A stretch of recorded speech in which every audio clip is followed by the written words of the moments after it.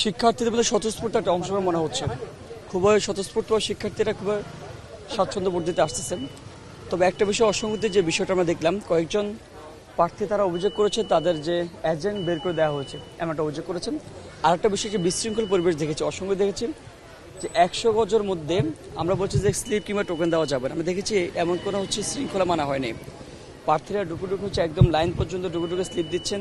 এটা একটু অসঙ্গতি। নির্বাচন কমিশন যদি এর আগের আচরণবিধির মতো এখন যদি সিদ্ধান্ত দেখান তাহলে হয়তো বা কোনো বিরূপ পরিস্থিতি তৈরি হলে হতে পারে। আমাদের মনে হয় এখন সুযোগ আছে, মাত্র আপনার 1 ঘন্টা শুরু হয়েছে। শিক্ষার্থীদের অংশগ্রহণ ভালোই, স্বতঃস্ফূর্ত অংশগ্রহণ। তবে নির্বাচন কমিশন যদি স্ট্রিক্ট হয় তার আচরণবিধি করে তাহলে মনে হয় ভালো কিছু সম্ভাবনা আছে। এতটুকু। জি, ধন্যবাদ। আপনাদের প্যানেলের একজনকেও দেখলাম হচ্ছে প্রচারপত্র বিলি করছে বা স্লিপ বিলি করছে ভোটার লাইন। আচ্ছা, যদি এটা করে থাকে তাহলে সেটা অবশ্যই আচরণবিধি ভঙ্গ করেছেন। সেই জায়গা থেকে আমরা তো স্ট্রিক্টলি আমরা প্যানেলের প্রত্যেকে বলে দিয়েছি।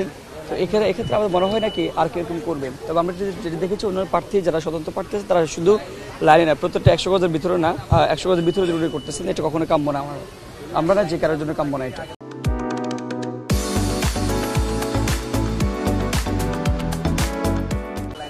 ছাত্র দলের প্যানেলের তাদের প্রচারপত্র কিছুক্ষণ আগে বিলি করে গেছে।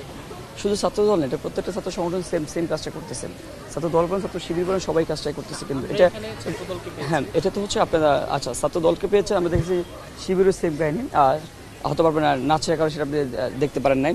এখন যে বিষয়টা হচ্ছে নির্বাচন কমিশন তাদের যে মানুষ লোকবল রাখার কথা, আমরা কাউকে আমার চোখে পড়া নাই, কিন্তু এটা অ্যালার্মিং আমাদের জন্য অশনি সংকেত।